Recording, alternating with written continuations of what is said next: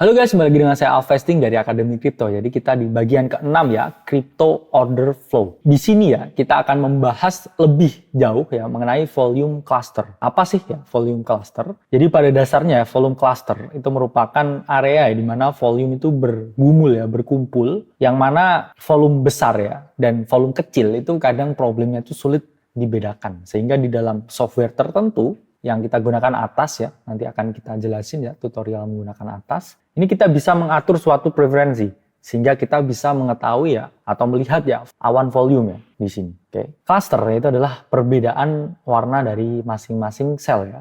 Di warna yang semakin tebal ini menunjukkan volume pembelian yang lebih banyak ya, teman-teman. Ini adalah contohnya ya, dalam sel ini memiliki warna yang berbeda-beda. Sama juga ya di dalam footprint yang bearish ya, sel ini warnanya ada yang merah ya, cenderung merah. Ini menunjukkan volume penjualan yang banyak. Nah, selanjutnya ya teman-teman, kita akan membahas yang mengenai imbalances ya, atau ketidakseimbangan. Jadi apa sih imbalances? Ya, imbalances itu adalah tools yang teman-teman bisa gunakan ya, ketika trading menggunakan sistem order flow untuk melihat ya market sentiment. Dan di sini teman-teman bisa melihat ini mana sih ya di dalam footprint tertentu, waktu tertentu, ini yang lebih agresif itu pembeli atau penjualnya. Ini kita bisa lihat ya dengan imbalances. Di dalam trading software ya, salah satu yang kita gunakan di sini adalah atas ya. Ini imbalances ini dinyatakan ya teman-teman dengan warna biru atau diilustrasikan dengan warna biru. Sehingga ketika pembelinya ini agresif ya, di bagian asnya ya, ini jadi warna biru.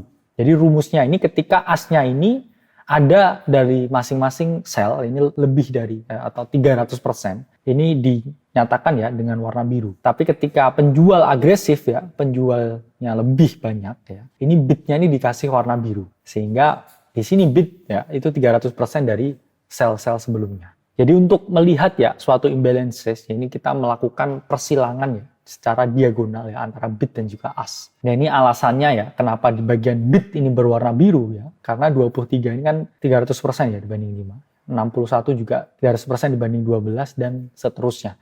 Sehingga di bagian kiri ya ini kecenderungannya warnanya biru ya. Karena dia jauh lebih tinggi ya, daripada sisi diagonal di bagian asnya. Oke. Begitu juga sebaliknya ya. Di sini di bagian as ya berwarna biru ya karena 103 ini kan lebih dari 300% ya dibandingkan 34 dan juga seterusnya ya. Jadi menyilang seperti ini. Kalau di bagian kanan ya yang biru ini berarti sisi asnya lebih tinggi sehingga para pembeli ya yang agresif itu jauh lebih tinggi. Selanjutnya kita membahas yang mengenai stack imbalance. Jadi stack imbalance itu merupakan ya keadaan ya di mana ada 3 sel yang berurutan ya atau bertumpukan yang mana dia bisa dijadikan suatu support atau resistance. Jadi ilustrasinya ya di dalam trading software ya yaitu stack imbalances ya itu disusun ya atau bisa juga dijadikan suatu area of value. Contohnya ini stack imbalances ya. Misalkan dalam suatu sel ya 3 kali berturut-turut sisi bidnya ini jauh lebih banyak ya. Bid banyak. Sehingga ini menunjukkan apa? Ya, ini menunjukkan ya kalau misalkan ya penjualnya ini jauh lebih agresif, oke? Karena ada 3 imbalances ya yang berwarna biru ya di bagian bidnya. Sehingga ya di dalam beberapa trading software ya stack imbalances ini ya dijadikan jadi satu ya. Ini jadi